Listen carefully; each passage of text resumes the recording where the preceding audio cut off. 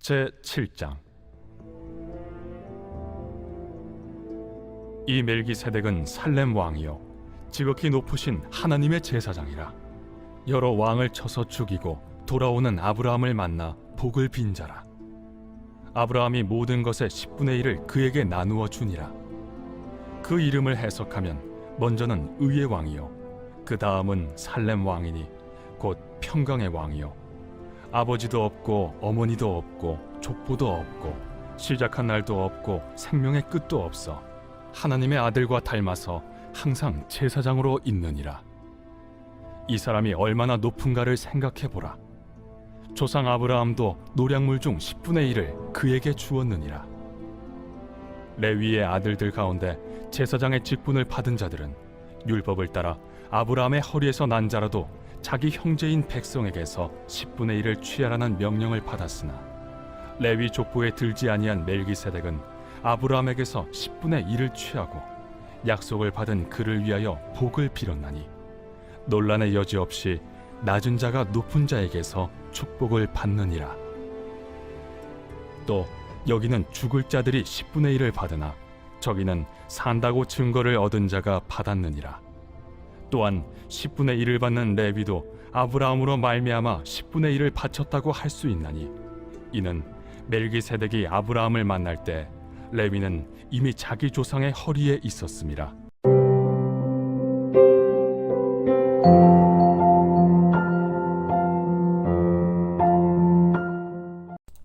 여러분 반갑습니다. 오늘도 큐티로 여는 기막힌 하루입니다. 본 말씀 히브리서 7장 1절부터 10절의 말씀입니다. 이 히브리서는 유대인으로서 그리스도인 된 성도들을 위해 쓴 책이라고 했습니다. 예나 지금이나 유대인들은 예수님을 하나님의 아들 메시아로 인정하지 않죠. 그렇기 때문에 이 예수님이 과연 어떤 분이신가 하는 것은 이 유대인 그리스도인들에게는 너무나 중요한 문제였습니다. 그러나 예수님이 누구신지를 정확하게 아는 것은 그들만의 문제가 아니라 바로 우리의 문제이기도 합니다. 예수님을 어떻게 인식하느냐에 따라 죽음과 생명, 또 지옥과 천국의 영원한 운명이 갈라지기 때문이죠. 자, 오늘 성경은 멜기세덱을 통해서 예수님이 누구신가를 설명하고 있습니다. 이 인물은 구약에서 딱 2번만 등장합니다. 하지만 이 멜기세덱이야말로 예수님이 누구신지를 구약시대에 예표했던 인물이기 때문입니다. 자, 그러면 이 멜기세덱을 통해 우리가 알게 되는 예수님은 과연 어떤 분이십니까? 먼저 첫 번째로 예수님은 지극히 높으신 하나님의 제사장입니다. 자, 오늘 1절 상반절의 말씀에 이 멜기세덱은 살렘 왕이요 지극히 높으신 하나님의 제사장이라 그랬습니다. 자, 이 멜기세덱은 구약에서 예수님을 예표하는 인물이라고 했습니다. 성경은 그가 지극히 높으신 하나님의 제사장이라고 합니다. 또 3절의 말씀에 보니까 이 멜기세덱이 아버지도 없고 어머니도 없고 족보도 없고 시작한 날도 없고 생명의 끝도 없어 하나님의 아들과 닮아서 항상 제사장으로 있느니라 그랬습니다. 자, 성경은 계속해서 이 멜기세덱이 제사장이라는 것을 강조합니다. 자, 제사장은 어떤 직분입니까? 제사장은 백성들을 대신해 하나님 앞에 속죄의 제사를 드리는 직분이 바로 제사장입니다. 여러분, 성경은 이 죄라는 것이 우리 인간의 모든 문제의 근원이고 뿌리라는 것을 가르쳐 줍니다. 이 죄가 하나님과 우리 사이를 파괴시켰습니다. 또 죄가 인간과 인간 사이를 파괴시켰고 또 이 죄는 인간과 자연과의 관계를 파괴시켰습니다. 바로 우리 예수님은 우리의 모든 것을 파괴시켜버린 이 죄의 문제를 해결하시기 위해서 제사장이 되시고 동시에 제물이 되어주셨습니다. 그래서 이 하나님의 제사장 예수님을 나의 구원자로 믿고 영접하기만 하면 우리가 죄와 사망의 저주로부터 해방되는 것입니다. 여러분, 우리가 예수 안에 있는 우리가 죄에서 해방되었다는 것은 더 이상 이제 우리는 죄의 종이 아니라는 것입니다. 이제는 자유인이라는 것입니다. 여러분, 그렇기 때문에 이제 우리는 죄에 대해 당당히 맞서 싸울 수 있습니다. 죄를 거절할 수 있습니다. 또 성령의 도우시는 은혜로 죄로부터 승리할 수 있습니다. 여러분, 그것이 하나님의 자녀인 우리에게 주시는 약속입니다. 그런데 이제껏 우리가 예수님을 믿을 때 이 구원받은 것에 대해서는 강조했지만 구원받은 이유에 대해서는 너무나 무관심하게 살아왔습니다. 여러분, 예수님의 제사장 사역은 우리를 죄에서 구원하시는 것의 끝이 아닙니다. 그 다음 단계가 있습니다. 그것이 바로 우리의 거룩입니다. 거룩이 무엇입니까? 이제 우리가 죄의 노예에서 해방되었기에 그 자유함을 적극적으로 사용하여서 내 인격이 주님 닮아가고 내 삶이 주님이 기뻐하시는 사명을 이루는 삶이 되는 것입니다. 그래서 구원받은 우리의 삶의 목적이 행복이 아니라 거룩이라고 말씀드리는 것입니다. 그런데 어떤 분들은 예수님을 나의 구주로 영접한 분명한 믿음과 신앙의 고백이 있습니다. 그런데 그의 삶과 인격을 보면 변화가 하나도 일어나지 않는 사람들이 있습니다. 여러분, 그들이 하는 말이 무엇입니까? 나는 원래 이렇게 태어났다는 것입니다. 나는 원래부터 그렇게 생겨먹은 사람이라는 것입니다. 그리고 그들이 한결같이 하는 말은 인간은 절대로 안 변한다는 것입니다. 여러분, 그러나 그것은 사탄의 거짓말입니다. 예수님이 하나님의 제사장이 되신 목적은 우리를 죄와 사망의 권세로부터 자유하게 하시고 우리를 구원하시기 위함입니다. 그러나 구원이 전부가 아니라고 했습니다. 구원받았다면 이제 예수 안에서 우리를 거룩한 하나님의 자녀로 변화시키시기를 원하신다는 것입니다.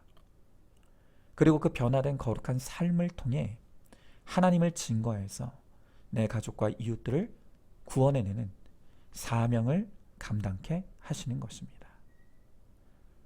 여러분, 우리의 거룩한 삶이 받침이 되지 않으면 복음도 증거할 수가 없는 것입니다.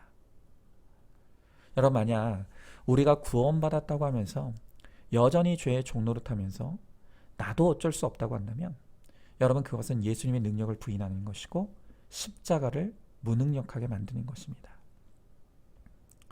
우리의 제사장이신 예수님이 십자가에서 이루신 희생의 제사로 말미암아 이제 우리는 죄와 사망의 권세로부터 자유함을 얻었습니다. 여러분, 이제 우리가 예수 안에서 얻은 이 소중한 자유를 죄 짓는 데 쓰면 안 됩니다. 우리는 이 자유를 가지고 예배하는 일에 힘써야 합니다. 큐티하는 일에 힘써야 합니다. 내 죄를 회개하는 데 힘쓰며 주님의 뜻에 순종하고 그 뜻을 감당하는 데, 우리의 사명을 감당하는 데 힘써야 합니다. 그것이 바로 우리의 제사장이신, 하나님의 제사장이신 예수 안에서 자유함을 얻은 우리의 특권입니다. 자, 한번 질문해 봅니다. 하나님의 제사장이신 예수 안에서 우리가 죄로부터 자유함을 얻었다는 것을 믿고 있습니까? 그런데도 과거의 죄의 종노릇하던 무기력한 삶에 매여 있지 않습니까? 예수 안에서 얻은 이 자유를 가지고 죄를 끊고 거룩을 이루는 일에 힘쓰시기 바랍니다. 자, 두 번째로 예수님은 복을 주시는 분이십니다. 자, 다시 1절 하반절의 말씀을 보니까 여러 왕을 쳐 죽이고 돌아오는 아브라함을 만나 복을 빈지라 그랬습니다. 여러분, 우리 예수님은 우리를 축복하시는 분이십니다. 자, 이제 우리는 예수님이 우리들에게 주시길 원하시는 진정한 복은 땅의 기복이 아닌 팔복이라는 것을 알게 되었습니다. 마태복음 5장에서 예수님은 제자들을 향해 팔복에 대해 가르쳐 주시죠. 여러분, 이 예수님의 복이 무엇입니까? 여기서 다 다룰 수는 없지만 오늘 2절의 말씀에 보니까 이 멜기세덱은 의의 왕이다 라고 했습니다. 예수님의 팔복의 말씀에서도 의의 줄인 자가 복이 있다고 하셨고 의를 위하여 박해받는 자가 복이 있다고 말씀하시죠. 여러분, 의는 하나님의 뜻이 내게 이루어지는 것입니다. 사람들은 행복을 추구합니다.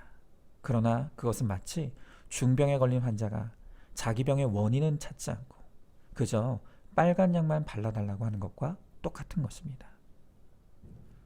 지금 우리가 의의 개념을 모르기 때문에 우리는 행복에 줄이고 돈에 줄이고 애정에 줄이고 있습니다.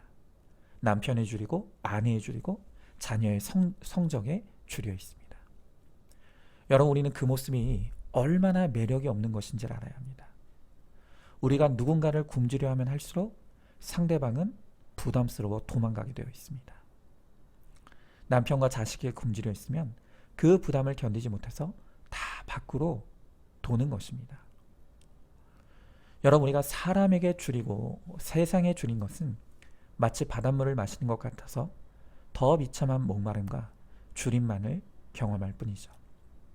그러나 내가 하나님의 뜻에 줄이고 목말라 할 때 하나님은 반드시 채워주십니다. 인생의 목적, 또 결혼의 목적이 거룩이라는 것을 알고 그 거룩을 원할 때 주님이 내 인생도 내 가정도 책임져 주시는 것입니다. 여러분, 우리에게 하나님의 음성을 듣고 싶은 굶주림이 있어야 됩니다. 누군가 옆에서 큐티를 하며 하나님의 뜻이 깨달아지는 모습을 보면서 나에게도 바로 그 은혜를 달라고 하는 영혼의 아우성이 있어야 하는 것입니다. 바로 그런 하나님의 뜻에 목이 마르고 은혜의 목이 마른 사람에게 내 줄인 영혼을 채우시는 하나님의 배부른 은혜가 임하게 되는 것이죠. 자, 또한 오늘 성경을 보면요, 멜기세덱은 이 평강의 왕이다 라고 합니다. 자, 예수님은 팔복의 말씀에서 화평하게 하는 자는 복이 있나니 그들이 하나님의 아들이라 일컬음을 받을 것이다 라고 말씀하십니다. 자, 천국에 속한 사람은 화평케 하는 자입니다. 화평이라는 단어는 성경에 무려 400번 정도 나옵니다. 그만큼 성경은 평화, 화평을 중요시하죠. 여러분, 이 화평케 하는 자가 하나님의 아들이라 일컬음을 받게 된다는 것은 하나님의 평화가 이루어지고 내 속에서 평화가 이루어졌을 때 이웃과 화평하게 되고 그 일을 통해 세상 가운데 하나님의 자녀임을 증거하게 되기 때문입니다. 하나님의 아들이신 예수 그리스도께서 나를 위해 죽어주심으로 하나님과 나 사이에 화목제물이 되어주셨다면 이제 우리도 남을 위한 화목제물이 될 수 있습니다. 여러분, 화평을 이룬다는 것은 그저 내 입장에서 잘한다고 되는 것이 결코 아닙니다. 우리가 잘해준다고 하면서 상대방의 입장을 전혀 배려하지 않는 것은 도리어 불행의 원인이 되죠. 자기 죄를 모르는 사람은 100% 자기중심적이기 때문에 자기밖에는 모릅니다. 그래서 사랑이라는 이름으로 자기 욕심을 들이대면서 상대방에게 상처를 주고 싸움을 일으키는 것이죠. 자, 그러나 그렇다고 또 무조건 상대방의 비위를 맞춰주는 것도 화평이 아닙니다. 무조건 배려하고 무조건 참아주는 것이 화평이 아니라 때로는 복음을 위해 부딪혀야 될 때도 있다는 것입니다. 여러분, 오직 복음으로 이루어진 화평만이 진정한 평화이기 때문입니다. 생각해 보십시오. 좋은 게 좋은 것이라고 주일 예배 빠지고 가족 여행을 간다면 그게 화평이겠습니까? 괜히 분위기 망치지 않기 위해 회식 자리에서 술 마시고 놀아주는 게 그게 화평이 아니라는 것입니다. 그것은 눈가림이고 일시적인 평화입니다. 그렇게 유지되는 평화는 언젠가는 더 큰 갈등으로 깨어지게 되어 있습니다. 왜냐하면 하나님과 분리된 인간, 또 하나님과 분리된 공동체는 무엇으로도 화목해질 수가 없기 때문입니다. 여러분, 우리는 분명 화평케 해야 합니다. 하지만 또한 인간의 화평을 깨트리는 복음을 전할 수도 있어야 합니다. 결국 우리가 기억할 것은 예수님의 모범입니다. 예수님이 화평케 하신 방법은 하나님의 아들이심에도 자신을 낮추시고 십자가를 지신 것입니다. 십자가지는 순종과 헌신으로 복음을 전할 때 일시적인 화평을 잃더라도 진정한 화평을 이루게 될 것입니다. 자, 한번 질문해 봅니다. 내가 끊임없이 줄이고 목말라는 것이 무엇입니까? 좋은 집과 좋은 차에 줄입니까? 사람의 관심과 인정을 받는 것에 목마릅니까? 오직 하나님의 뜻과 은혜에 목마른 자만이 영원히 배부를 수 있다는 것을 깨닫습니까? 또 가정과 직장 내의 갈등에서 하나님을 믿는 사람으로 인내와 성경을 보이며 화평을 이룹니까? 인간적인 의뢰나 이해타산 때문에 간에 붙었다, 쓸개에 붙었다는 비겁한 화평은 아니겠습니까? 자, 마지막 세 번째로 예수님은 우리의 11조를 받으시는 분이십니다. 자, 오늘 본문의 6절부터 10절의 말씀에 보니까 레위 족보에 들지 아니한 멜기세덱은 아브라함에게서 10분의 1을 취하고 약속을 받은 그를 위하여 복을 빌었나니 논란의 여지 없이 낮은 자가 높은 자에게 축복을 받느니라. 또 여기는 죽을 자들이 10분의 1을 받으나 저기는 산다고 증거를 얻은 자가 받았느니라. 또한 10분의 1을 받는 레위도 아브라함으로 말미암아 10분의 1을 바쳤다고 할 수 있나니 이는 멜기세덱이 아브라함을 만날 때 레위는 이미 자기 조상의 허리에 있었음이라 그랬습니다. 요즘 기독교 내 어떤 사람들은 11조가 구약의 율법 시대의 가르침이기 때문에 신약의 교회가 11조를 가르치는 것이 성경적이지 않다고 주장하는 사람들이 있습니다. 여러분, 그러나 11조는 율법이 아닙니다.